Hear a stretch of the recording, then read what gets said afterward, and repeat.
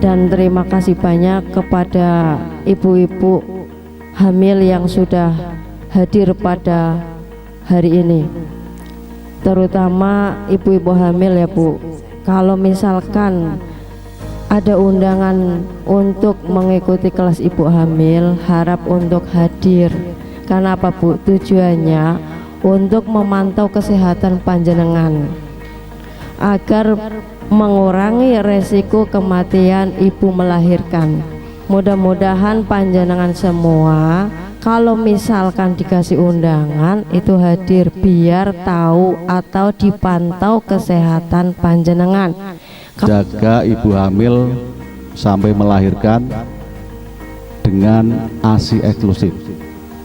Harapan kami setelah panjenengan melahirkan, ASI eksklusif itu diutamakan karena di dalamnya itu ada beberapa zat yang penting sekali bagi pertumbuhan dan kekebalan seorang bayi. Oleh karena itu kami selalu mendampingkan antara kelas ibu hamil dan Jamil ASI supaya panjenengan itu tidak lupa bahwa setelah melahirkan tak tinggal dari Jakarta, itu sebenarnya kurang bagus untuk pertumbuhan bayi. Ini kelas ibu Jamilah Asik nih Bu. Kelas ibu Jamilah Asik itu kelas ibu dengan pendampingan, dengan pendamping. Yang mendampingi bisa siapa saja. Kalau nggak paling ora yo suami harus. Nek mboten saged yo ibuke, nek mboten saged tantene, bisa saged yo siapa yang saja yang dekat dengan ibu, yang sewaktu-waktu bisa dimintai pendapat, dijaluki tulung, karena yang jelas ibu hamil membutuhkan pendamping. Karena ibu hamil tidak bisa melakukan kegiatan sendiri tanpa pendamping, terutama saat nanti akan melahirkan. Diadakan kelas Jamilah Asik itu utamanya apa? Untuk menekan angka kematian ibu. Angka kematian ibu itu apa sih? Angka kematian itu di mana kejadian kematian pada saat seorang ibu itu hamil, bersalin dan masa nifas. Nek penjenengan atau ibu hamil tersebut meninggal pada saat hamil, bersalin, nifas, itu dimaksud kematian ibu. Sekarang wajib periksa 6 kali ibu hamil. Itu yang wajib. Yang tidak wajib itu boleh dilakukan kapanpun ketika menjenengan mengalami keluhan. Paling tidak 1 bulan sekali harus periksa. Nggih? Itu nggih, ojo lali periksa. Nggih. Nah, bagaimana ASI eksklusif yang tadi diceritakan sama Bu Win akan berhasil kalau kita makanannya serba sing anyep, dikirimi tonggone oleh usek, sing enak-enak ora wake, ojo dilek bayi iki usek, kita masih seperti itu kan ya. Nah, sekarang generasi kita, anak putune Simbah, semua kita untuk keberhasilan ASI eksklusif nomor 1 makanan. Sing mengubah sing tadine sudah kita tata, makan yang bergizi, makan ada beberapa bintang, nah itu kita lanjutkan di dalam nifas. Makanan yang terkandung ada nasinya, ada lauk pauknya. Lauk pauknya apa mau yo ikan, tempe, tahu, telur, sotong, wis apa bae sing daerah sini gampang. Kacang-kacangan, tadi kacang-kacangan, tempe, tahu, sayur-sayuran. Nah, berarti dia raine mukanya bayi menghadap ke payudara. Badan bayi dekat ke tubuh ibu. Jadi jika aja terkangkang kaya piye, manusia iki kan bayinya akhirnya tidak nyaman nggih Bu. Badan bayi melekat ke tubuh ibu. Terus bayi dekat dengan payudara dengan mulut terbuka lebar. Nah, di sini supaya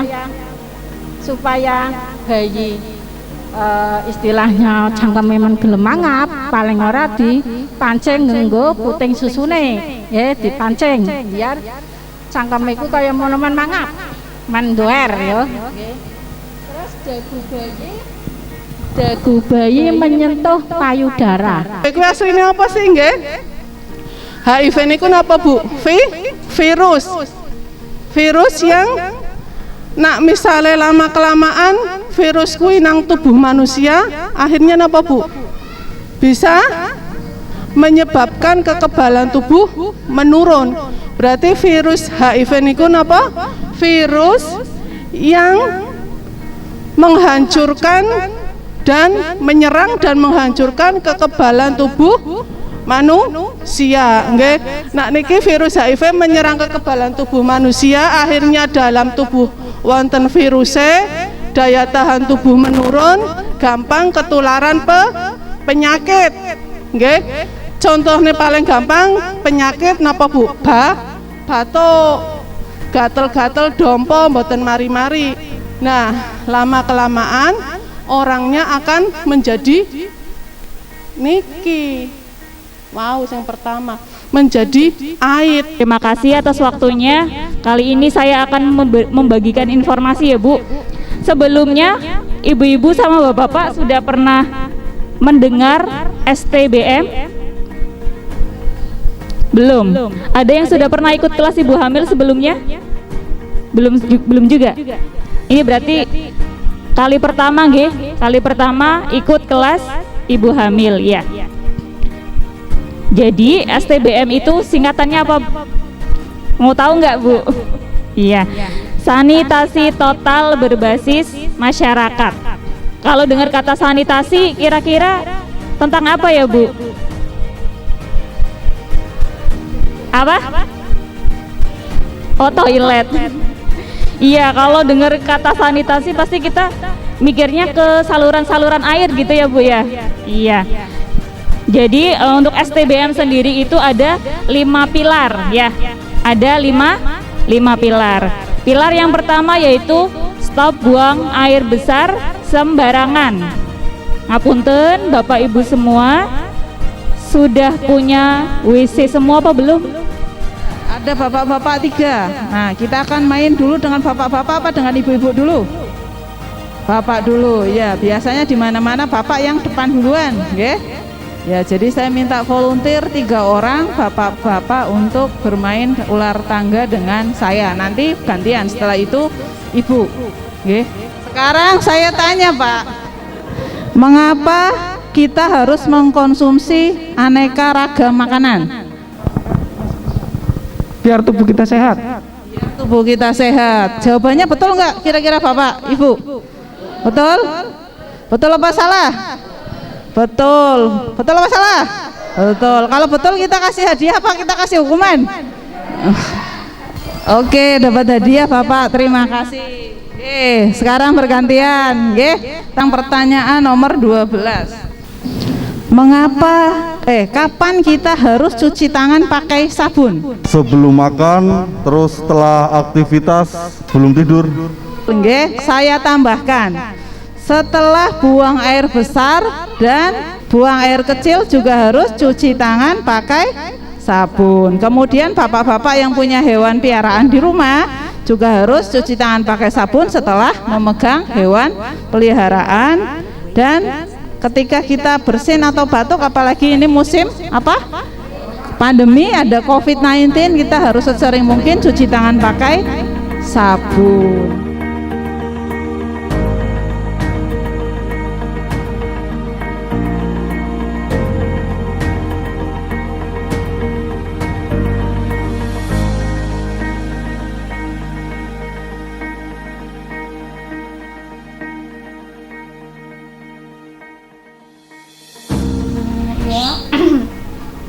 Tadi mengikuti kelas ibu hamil ini lumayan menambah pengetahuan, seperti kayak tadinya kan minimal misalkan periksa harusnya 3 kali selama kehamilan. Nah sekarang lebih tahu lebih baik 6 kali itu minimal, kayak gitu kan, lebih sering juga lebih bagus. Jadi apa yang tadinya masih kurang sekarang bisa tambahin lagi pengetahuannya gitu. Terus misalnya ada pertanyaan apa juga bisa langsung ditanyakan sama ahlinya langsung gitulah. Kalau di rumah kan nggak ada yang ditanya, mau ditanyain ke siapa bingung gitu kan. Kalau ada kelas ibu hamil kayak gini, jadi bisa langsung nanya sama yang ahlinya gitu. Kalau dari Bapak sendiri gimana Pak? Kalau dari bapak atau suami sih jadi tahu ya fungsinya pendamping ya. Di saat istri membutuhkan apa, di saat kondisinya seperti apa, kita harus jadi suami yang siaga. Untuk lebihnya sih cukup seperti itu ya. Kalau bisa sih sebenarnya kalau kendala ibu hamil kan sebenarnya kadang dari kayak orang tua juga, karena orang tua kita kan masih kuno ya. Sebenarnya yang perlu dijelaskan kadang lebih ke orang tuanya, karena mereka kadang memaksa gitu kan, anak kamu nggak boleh ini, sedangkan kayak kita orang udah ngerti lah ibaratnya, sekarang baca juga udah bisa. Nah orang tua itu sebenarnya butuh ini juga kayak penjelasan seperti di kelas ibu hamil tadi. Jadi sebagai orang tua yang di rumah, entah mertua entah ibu kandung, nanti dia juga bisa membimbing dengan benar gitulah. Jadi nggak ngikutin zaman dulu. Kalau suami mungkin kan juga sama-sama orang zaman sekarang kan masih mending. Orang tua-tuanya itu kayaknya perlu diini juga sih. Kalau bisa diiniin juga. Kalau saya sih ingin menambahkan mungkin untuk kelas ibu hamil itu kan tadi menjelaskan tentang dari proses kehamilan sampai melahirkan. Jadi di lingkungan kita ini pedesaan itu kan ada istilah mitos Bu ya.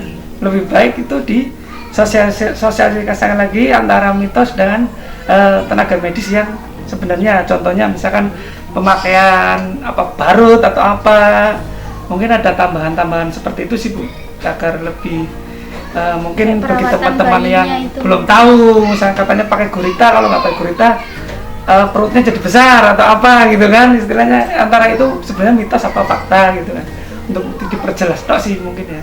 Yang pertama, saya jadi lebih tahu kesehatan saya dan Dede, terus lebih tahu bagaimana mengurusi Dede.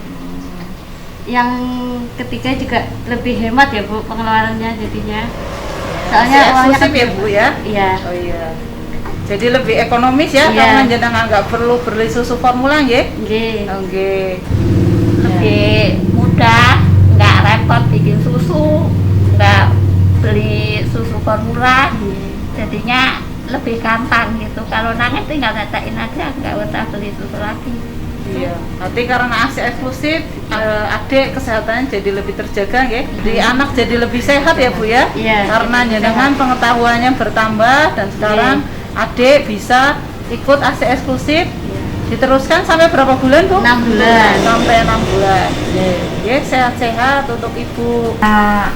Yang paling pasti itu nambah wawasan, nambah pengalaman, dikasih pengertian dari Bu Bidan, dari Ibu Puskesmas, terus ya jadi tahu bagaimana manfaatnya ASI eksklusif untuk didiknya. Ya bisa mengerti lah untuk kebutuhan istri, kemudian cara perawatan tadi seperti ibu hamil dan perawatan anak, itu ya sangat terbantu. Kemudian untuk ASI eksklusif itu yang pertama itu emang kan untuk ASI itu lebih sehat dibanding susu manapun, karena yang kita konsumsi itu kan lebih banyak dari sayuran maupun hewani maupun yang dari tumbuhan. Kemudian ya satu murah, ekonomi. Jadi kita terbantu dengan adanya itu, kita tidak memikirkan yang namanya ASI tambahan.